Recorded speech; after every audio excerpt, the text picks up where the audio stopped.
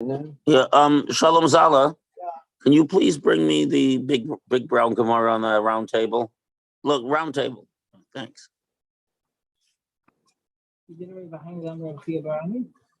I'm going to take a look. Okay, here. Morning, Reb McCall. Okay, I'm giving advance notice. Next week, we're not learning Tuesday, but we are learning Wednesday. Because I'm going away Tuesday instead of Wednesday. Just letting you all know. It'll be in the email also, but okay. So we're on Daf Chesam and Aleph, and we did Arba Mishal Halacha. 1 second. Okay. We're Omer of Chia Barami about the greatness of hard work. 8 lines from the bottom. 8 lines? Yeah. We are still in Omer of Chia Barami. Yeah. So like my Yosef, he's managing a picture frame factory right now. So he knows that Yosef is managing a factory. He's a big scholar, but he's managing a factory now. He holds like Reb Chia Barami. Factory? Yeah.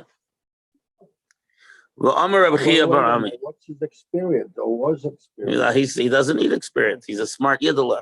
Well, Amar Reb Chia Barami. Reb Chia Barami said, Mishmei de Ula, in the name of Ula.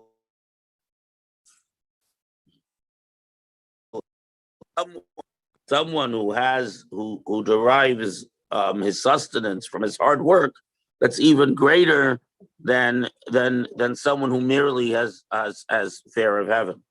In other words, fear of heaven is a given, but someone who also derives benefit from his hard work. Because with regards to someone who is God-fearing, it says in Tehillim Kuf Yud Beis, Ashrei Yishrei Hashem, praises the man who fears God. But someone who derives benefit at the very bottom of Chesam and Aleph. But with regards to someone who has hana from his work, what does it say? If you work hard with your hands and you'll eat, Ashrecha v'tovlach, praised are you when it is good for you. Ashrecha, you're praised in this world, because when a person works hard and earns a living from their work, it's something that brings them satisfaction, and it's good for you in the world to come.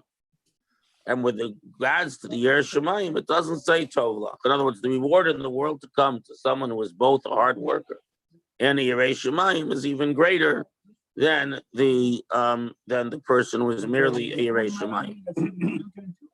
Yeah. Why? Because the Yagia Kapacha, hard work, what does it get you? It gets Olam Haba, not Olam Hazeh. Which is Ashrecha B'Olam Hazeh. Praise to you in this world. Element is the Tovah. Right. In other words, the Yirei Shemayim, we assume, gets an ordinary portion in the world to come.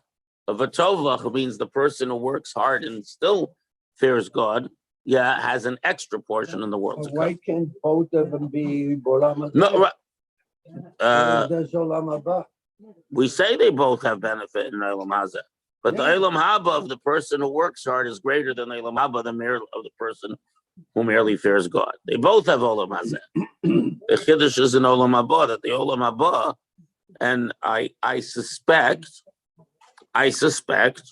that the Marsha has something interesting to say about this, as I remember.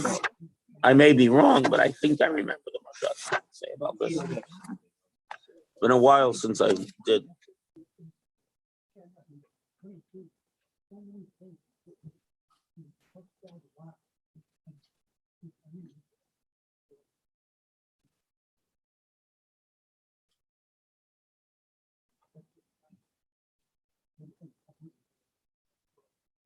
Very interesting. So there's a famous story that Rav Chanina ben Dosa was very unhappy with his financial situation. So he davened to Hashem, and they gave him from heaven a gold table leg, a solid gold table leg. Then he had a dream, and he saw that in the world to come, he had a table to study at that had only 3 legs. In other words, by being rewarded in this world, he lost something in the world to come. So he asked them to take it back, and they took it back. So the idea is that someone who works hard in this world and benefits from their work, and therefore doesn't have to come on to the help from other people, doesn't have to come on to help, shall we say, supernatural help from Hashem. So that person doesn't lose from their portion in the world to come, because you're not asking for extra help, whether in the guise of tzedakah or otherwise.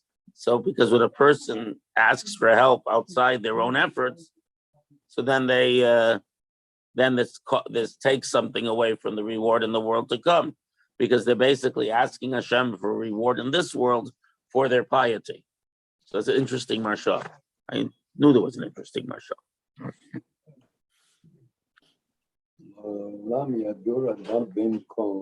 Okay.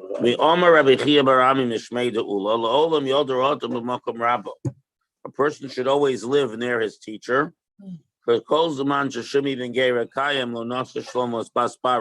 Shimi ben Gera was the teacher of Shlomo. If you remember, Shimi ben Gera cursed David, but he was a great scholar, and Shlomo kept him near him because he was a great scholar.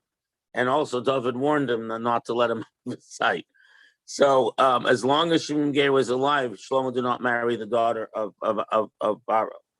Vatanya, didn't we learn in the Brisa, Al Yodur, don't live near your teacher, lest you contradict him and incite Hashem's punishment. Lo kasha, hadakayafle, where you are subordinate to your teacher, you shouldn't. You should live near him. But if you're not subordinate to your teacher, then you should not live near him, because you won't accept his admonition. But if you're willing to accept his admonition, say Rashi, because after Shimi ben Gera died, then Shlomo married Paro. Wait a minute, is he the one that, as long as he stayed in Yerushalayim close, he was safe, but once he left, he got executed. He got killed. Right. So after he got killed, Shlomo married the daughter of Paro, because Shimi ben Gera was his teacher. Shimi ben Gera wasn't just an ordinary person. Yeah, but he's the one that had him killed. Right, and then he married Basparo. He fulfilled his father's command to have him killed, but then he married Basparo. But he was also his teacher. Yeah, well, I guess David's command was. Teacher. I guess David's command was more. By the way, you know who else killed his teacher? No. Doeg. Adomi killed his teacher. Yeah, because what happened is that he caught some members of Amalek, and his teacher taught him to read the Torah, Timcha es Zochar Amalek, the males of Amalek. So he let the women live. Then he found out that at Zecher Amalek, you're not supposed to let the women live. So he killed his teacher for teaching him wrong. But Doeg was a difficult customer anyways. Okay, so it's a Gemara. It's not in the book of Shmuel. It's a Gemara. Okay. In those days they were tough. Okay, they didn't tolerate bad behavior. Omer Rav Huna bar Yehuda. Rav Huna bar Yehuda said in the name of Rabbi Nachman, the name of Rabbi Ami. You notice we're going through things in the name of Rabbi Ami here. What does it mean to say? Those who abandon God shall be destroyed. This is someone who leaves the Torah open in the middle of Torah reading and leaves. You don't leave a Torah open in the middle of Torah reading. You know, something's happening outside.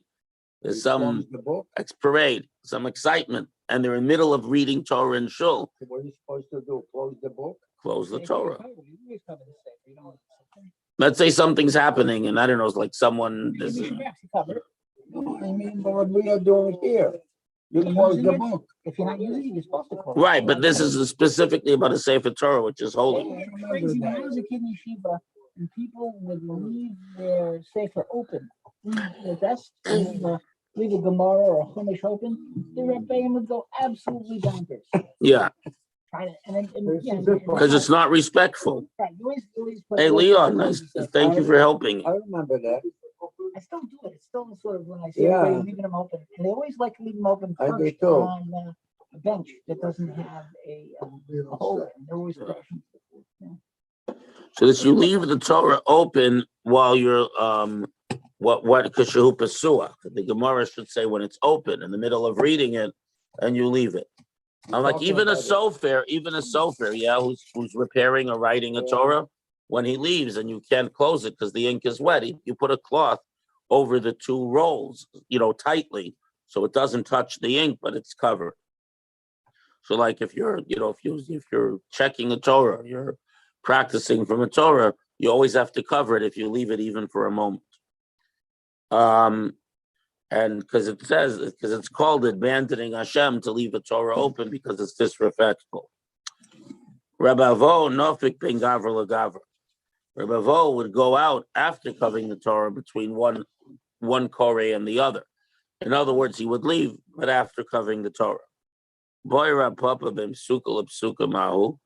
Are you allowed to leave the Torah? Are you allowed to interrupt between one pasuk and another? If you're studying from a Sefer Torah Teku, we don't know the answer.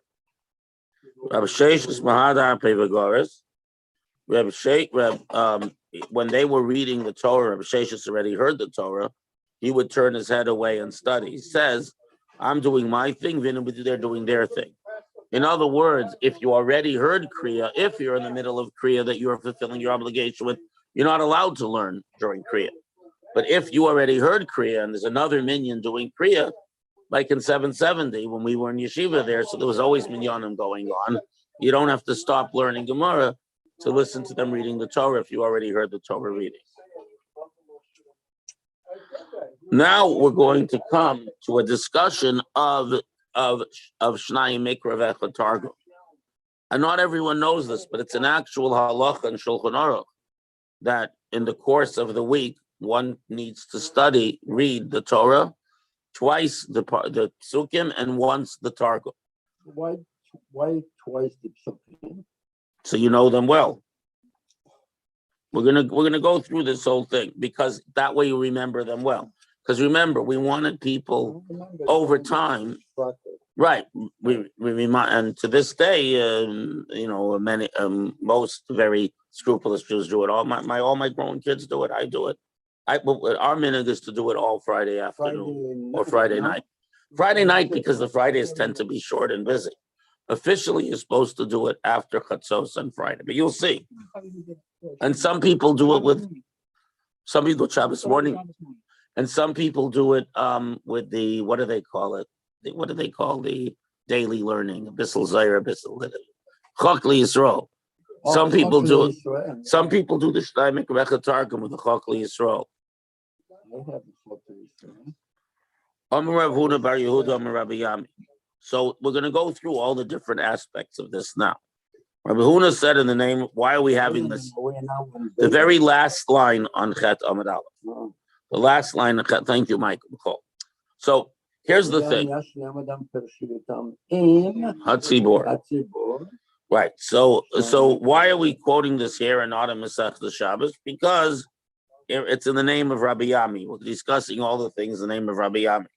So Rabbi Yehuda said, Rabbi Yami li olam, a person yashlam adam parsha Yosef imasibor.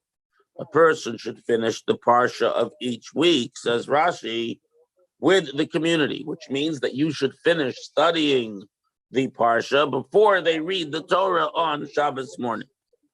Shnaya Mikra, twice the psukim, twice the verses of the Torah, V'Echad Targum, and one in the Targum, the Aramaic translation. So it's our custom to do Targum Unkelos. But there were Jews who did this with the Arabic translation of Sadia Gaon's Arabic translation. There are Jews who do it in English, but you do twice the psukim and once the Targum.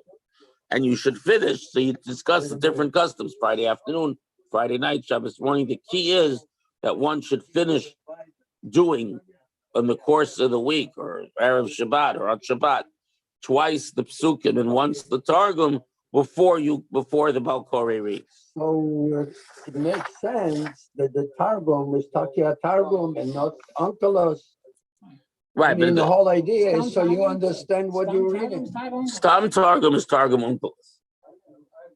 I know, but when you read Shnayim Psukim, you don't understand, and now you're reading the as discussed in Shulchan Aruch in the commentary, someone who doesn't understand Unkelos might be better off reading Kaplan or the Art Scroll. Yeah.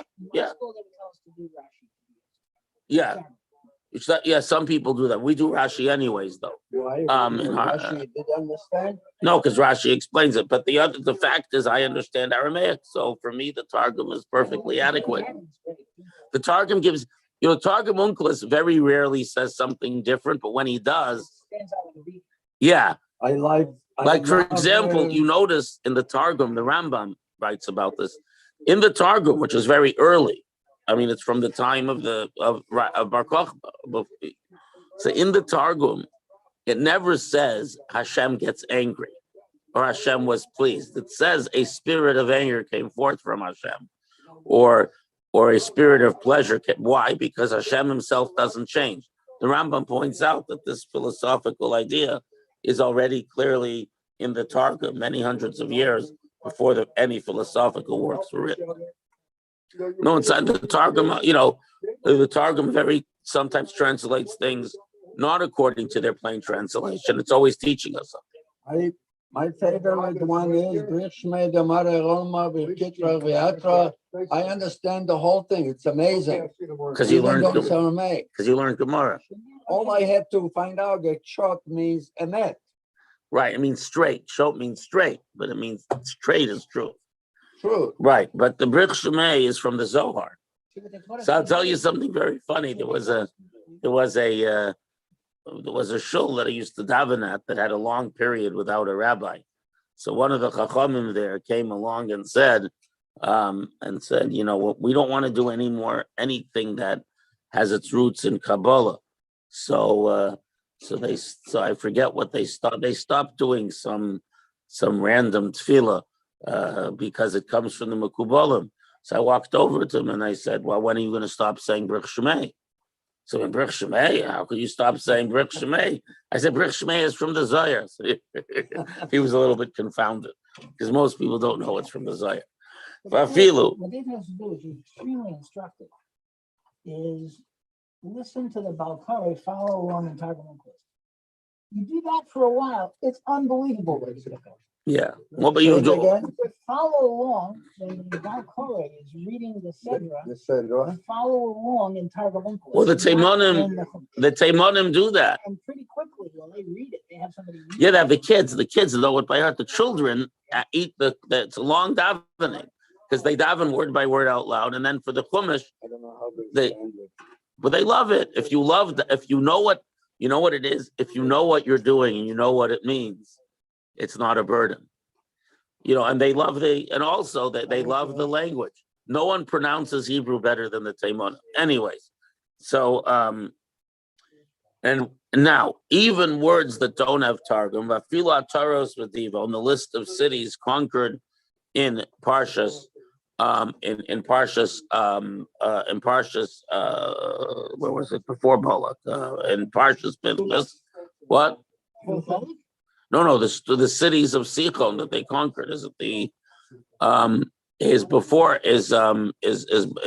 Pinchas. It's in Pinchas, no. So even the cities listed in Pinchas and later in Devarim, where we talk about the Bnei Ruvain, that there's no Targum, you read a third time without Targum. Shekola Mashlim Paryosha bin Tzibur, whoever finishes his partial with the Tzibur, whoever studies the Shnai Mikra Targum, Arichel Yom Shenosav, we give him long life. So it's a good thing to finish your parsha with the tzibur. Now, what do you do now? In Shulchan Aruch's whole discussion, what do you do if you didn't do it? So then you read the Chumash with the Baal Koreh, and later you read another time the Chumash, and once the Targum. Why do we read twice the Chumash? Once is you should know it well, and secondly, to show that the Targum is subordinate to the Chumash.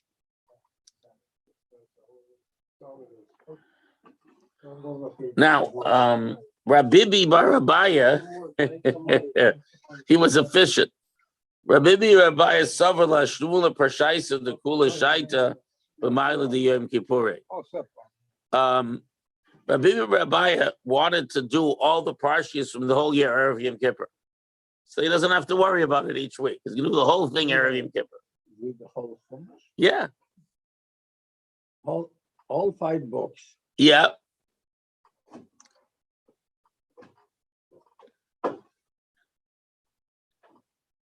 Really? Okay, so he wanted to finish, in other words, from the whole previous year to catch up. So Tanalei Chia Barav Midifti, Chia Barav from Difti told him if you're going to spend the whole Erev Yom Kippur catching up on your Shnai Mikra Targum, you're not going to have time to feast. And it says, you shall afflict your souls on the 9th day from morning to evening. Ask the Gemara of Achiba Tisha Misanan, do we then fast on the 9th day? We fast on the 10th day. To teach you that whoever eats and drinks copiously on the 9th day, the pasuk considers it if he fasted the 9th or the 10th, because by eating a lot on the 9th, you have the strength to fast on the 10th. So he told you you're going to spend the whole day doing Shnai Mikra Targum, you're not going to eat a lot, and you're not going to fulfill the mitzvah. That's why I remember. It's just as a mitzvah to eat a lot of. Thank you, Michael. Yeah. You know? Right. Yes, and this comes from this Gemara. It's also in Yom. So Savra Lakdumi, so Rabbi Barbaya says wanted to do it. Okay, he said, fine. So I won't do it at the end. I'll do it before Shabbos Bereshus. I'll do the whole thing for the whole year. Apparently, Rabbi Barbaya wanted to get it out of the way. So what did he answer? He wanted Savra Lakduminu. He wanted to make it early. Amalei Usaba. This old man told him, Tanina, we have learned in the Brisa, you can't do it before. You can't do Noach on the week of Bereshis, or the week of Noach. Nor should you be late. So he tells Rabbi Barbaya, no dice. You can't do it after all the Parshias. You can't do it before all the Parshias. In other words, you have to do it. You have to do it each week before you read it in Shul. No shortcuts. No doing it all at once.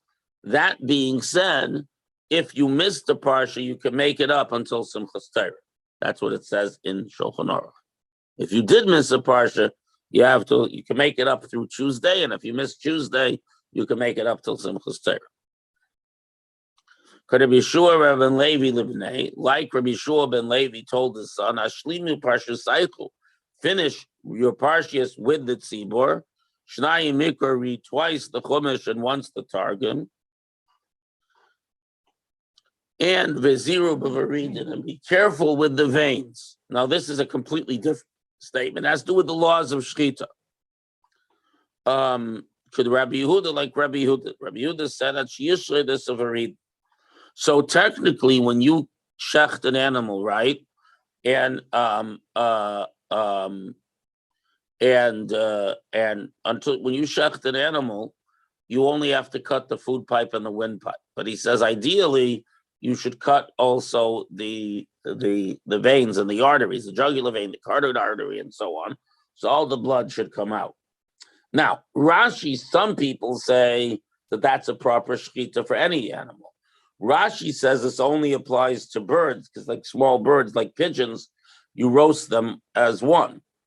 And if you don't cut the veins in the neck of the pigeon, or even a turkey, if you fry the whole turkey, the blood stays in.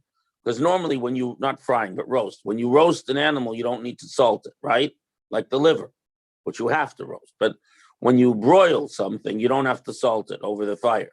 But if you didn't open up the veins, then you have a problem because the blood gets cooked in. You do have to salt the liver. You do have to burn the liver separately. Yeah, but I'm saying, but you can do it to any meat. People who have salt issues, they broil all their meat if they can get it unsalted. Okay. Any meat you can broil. The chiddush is the liver must be broiled. Right, but if you were going to do a whole bird, the liver can't stay in the bird as you roast it, can it? If it's over an open fire, why not? Can you'll you cut open the bird so all the blood from the internal organs flows onto the fire. But if the varidin are not cut, if the veins are not cut, then you have a problem. So he says you should be makbid. Now, not everyone agrees with Rashi. Many people say that a proper shechita is where you get all the veins and arteries, even by a cow, because that way all the blood comes out properly. And there's another thing too. When you get all the veins and arteries, as we train shachtim to do today, the animal dies the blood pressure in the brain goes down very quickly, and that reduces the animal's suffering tremendously because the brain isn't aware that the animal is dying. Something tells me that it's also easier for the shochet. But in a small bird, To get everything. to get everything is easier than to Right, do just the front or whatever. right. But nevertheless, what's a machlokes rishonim whether this applies also to a large animal. Al pi halach, it's a That's good something shkita, else. but we train shachtim to get all the veins and arteries as they go through the neck in order to ensure A, that the blood drains, and B, that the animal doesn't suffer, which are both important What things. happens if the shochet put a little more pressure, cut the head off altogether? That's a problem. That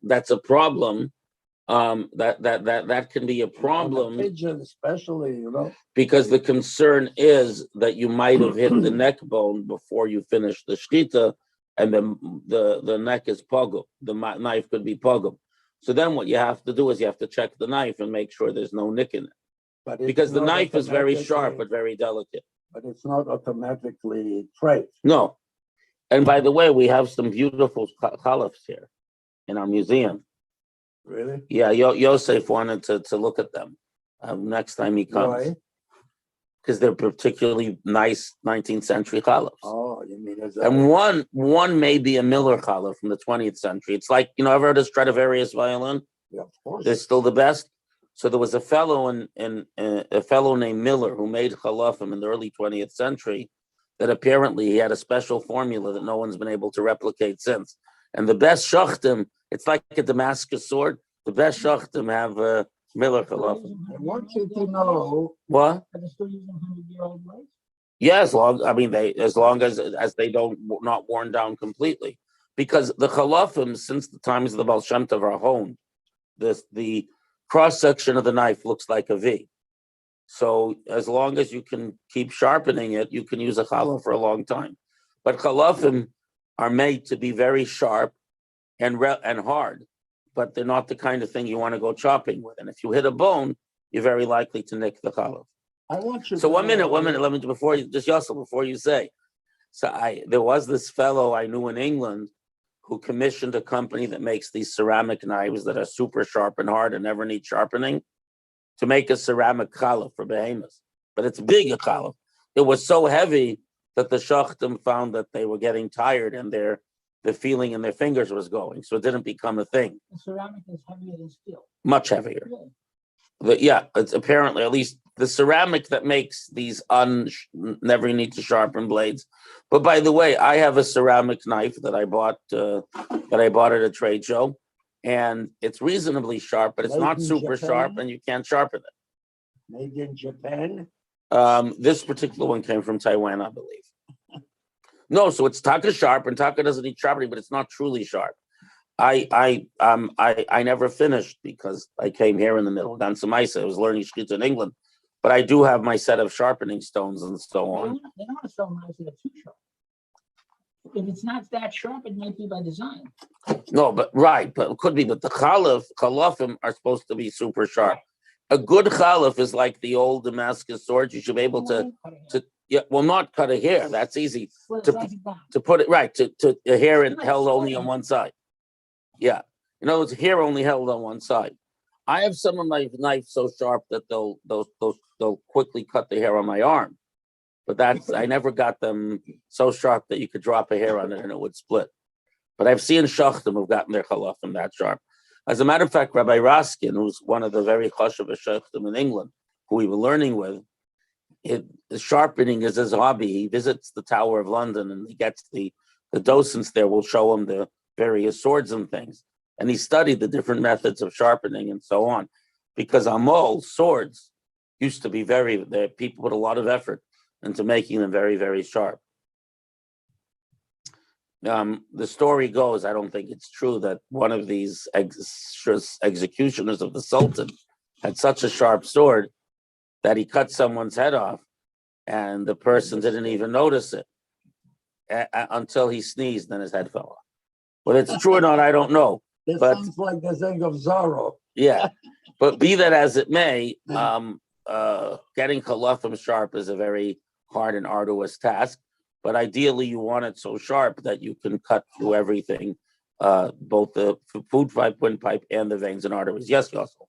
Oh, I just wanted to mention, you mentioned Stradivarius. I want you to know there are other makes, especially one that is not only just as expensive, some of them are even more expensive than Amati? Stradivarius. Amati? Amati, Yeah, right? but Amati. the thing is, I framed one. yeah. It's hanging in maybe in my bedroom. It's so gorgeous. It's Well, you own amazing. one. What? You No, own the actual I violin, or bought just the it. picture? I bought it in Italy. What's the name of the town where they are made? The Verona. Stradivarius they used to be made. They still make. Verona. No, they still make. Anyways, You know what the person who makes violins is called? What? What is the name? What is the name of the occupation? Somebody who bakes. anyways, is a I maker. just want to say Somebody who before makes we, violins is called a I don't know. luthier. What? Luthier. anyways, Oh, so luthier. a luthier is someone who makes violins. At any Lutz. rate, there are halachim that Makes are as lutz. famous as You also violins, and we'll mentioned- learn more about shchita. I just have I to close off. want them. We'll learn more shchita on Thursday. Take Thank you care, very everyone. much. Have a great day.